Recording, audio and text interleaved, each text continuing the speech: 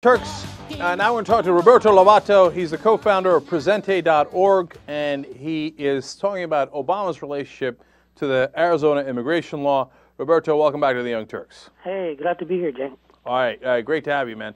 All right, now you say Obama's both an enemy and a friend to some degree of SB1070. That's the law in Arizona. I get the enemy part because he's trying to stop it. Why do you think he might be a friend to it? Well, it's kind of like the Dr. Frankenstein creating the monster, as my friend Artie Shahani wrote in a recent article in Color Lines. The Obama administration, by continuing and expanding programs that authorize local and state law enforcement to pursue, and arrest and deport and pursue and arrest undocumented people, they've basically given a green light to all the depredations of Sheriff Joe Arpaio, of Janet Brewer, and a lot of the more extreme elements out there in Arizona.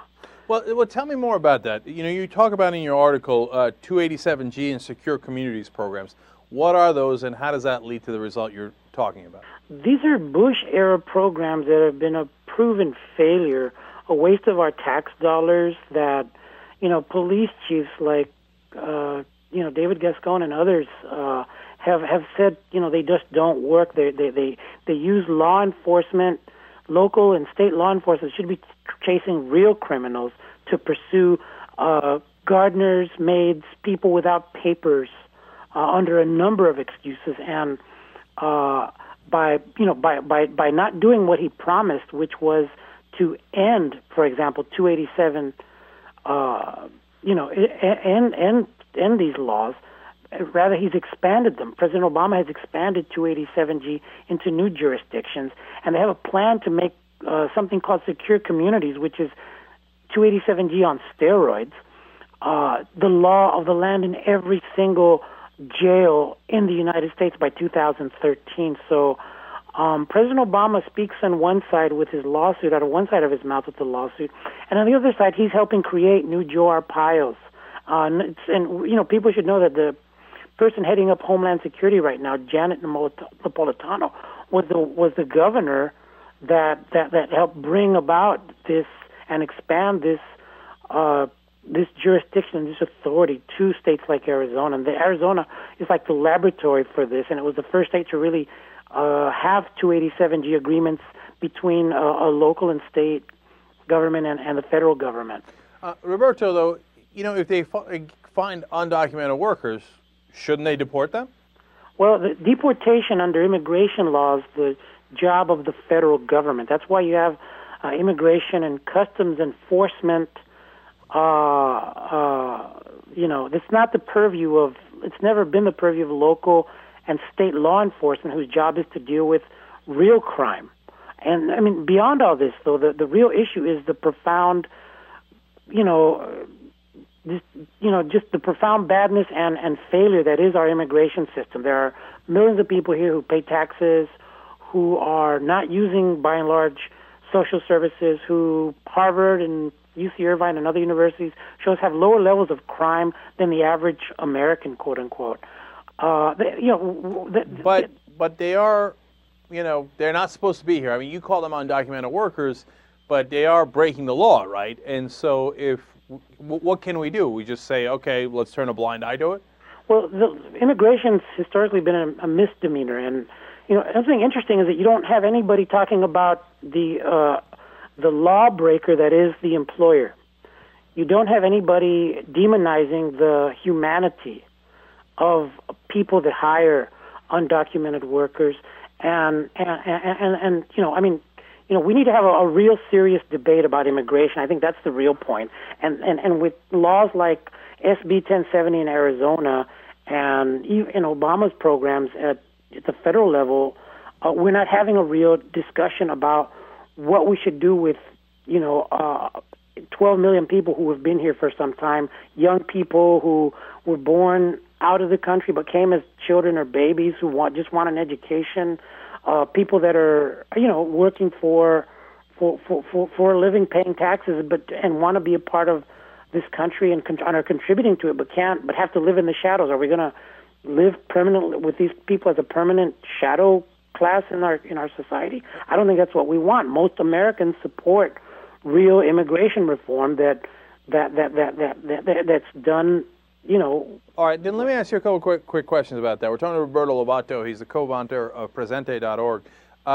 Look, do I want to demonize people here who are undocumented? Of course not. That's crazy. Lindsey Graham's talking about taking away birthright citizenship. That's crazy, right? But at the same time, at some point, we have to draw the line, right? So I'm trying to figure out how you would draw the line and what you would do afterwards. So what do you think is the right way to get the pathway to citizenship? And then I'll ask a follow-up question to that. But let's start there.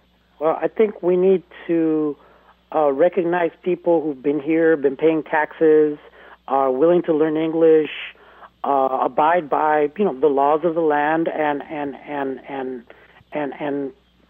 other requirements that have been out there for a long time. Unfortunately, we don't have a process right now in our immigration system where people can do that. We have immense, gargantuan backlogs in the immigration system. It's broken right now, and we're hoping that it's not broken beyond repair. Beyond that, however, we need to look at U.S. foreign policy, U.S. trade policy right now. There's a report by Scientific American, for example, that shows that climate migration is on its way here. Millions more people will be coming. Okay, and that's because of U.S. policies that are destroying the climate. Right, but Roberto, let's get specific, though. I mean, would you 10 years for a pathway to citizenship, et cetera? Does that make sense to you or no? No, I think we should expedite the citizenship of people as quickly as possible, and we should really put a priority on providing resources, educational resources, job training, all the things that help people that are already producing, a lot for the country, already paying taxes, already doing things that, make our lives better.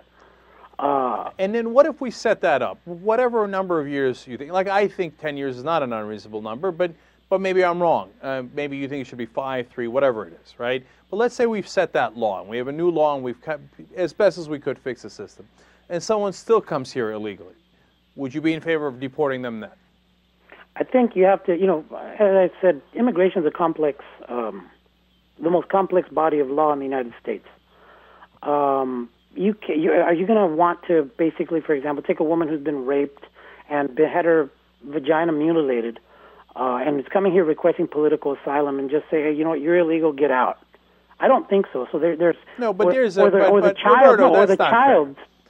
No, but that's not fair because she's seeking political asylum. There's a whole different track for that. Right. No, there's a whole different. No, but the laws are being changed, and the discussion of immigration is not about the child that came here who should get what's called the DREAM Act because they don't know their home country. They were not brought here of their own volition. The woman that's raped in Africa, the Canadian that overstays their visa. It's a complex body with a lot of complex issues. I mean, there's discussions in international law right now, for example, should countries that are destroying the environment, causing the cornfields in Latin America to die, basically, and causing migration, should they be paying a climate debt? For example, there are discussions like that right now. I understand, Roberto, but those are good long-term issues, and we should tackle those as well. But I think that if you have a decent, fair pathway to citizenship law, which we don't have, okay, but if we did get to that point, I think afterwards, if you come undocumented, you got to go. You got to get deported. There's just no way around that. Well, I think, otherwise, then it's anarchy. Anybody can come whenever they want. Well, I mean, we have an entity that does that already. Global corporations. They have basically raped and destroyed our citizenship. We don't have power. And really, all the anger and frustration that's aimed at undocumented human beings is rather misplaced. It should really be misplaced because people have a right to be angry about what's happening in the country right now. It really should be placed on the corporations that are driving migration in the world by destroying the environment, by promoting wars. Roberto, you're not going to get a disagreement with me on that. I mean, we talk about that corporation all the time, and I'm not angry at undocumented workers. I get their motivation 100%. I have no anger whatsoever. But at the same time, we have to have laws. But okay, let me ask you one last question. Okay, and I think those are two related but separate issues. In Arizona, if they had made the law that instead of, hey, look, anyone gets pulled over for any reason, they got to have their papers. I think that's crazy. It's like we're back in East Germany and people are asking for papers and they're doing racial profiling. So those parts of the law I totally disagree with. But what if they had made the law so that if you're arrested for a crime, they can check to see if you're here legally or not, and then if you're not, send you over for deportation? Does that make sense?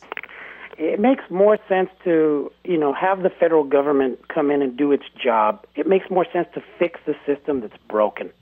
That's what it is. Local governments and state governments are teetering on the brink of even more disaster because of our economic crisis. We don't have the resources to have police administrators dealing with a growing and massive immigration prison system, for example, that's enriching private sector interests that are supporting politicians like Pierce, like Janet Brewer, who has, ties to the prison industry that's jailing all these immigrants. We need to have a more sophisticated debate that looks at these issues. It's not just immigrant is criminal, immigrant should be deported. That's pretty dumb.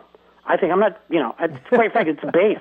We really have to get to the point where we look at the complexity of the issue. Why do people come? Who's hiring them? Are the people that are hiring them criminals? Yes, they are. If they're criminals, let's focus on them as much as on human beings. You know what I like about Roberto? You're not going to shake him off his point. I couldn't get you to budge on that. All right, but you're very clear. There's no question about that. Oh. And I love having your perspective on the show. I love talking with you because you're always challenging me. That's right. That's how we have a good conversation, an interesting conversation, so people can decide for themselves. All right, everybody check out Roberto Lovato's organization, presente.org. Roberto, thank you so much for joining us. Really appreciate it. Thank you. All right, we'll be right back.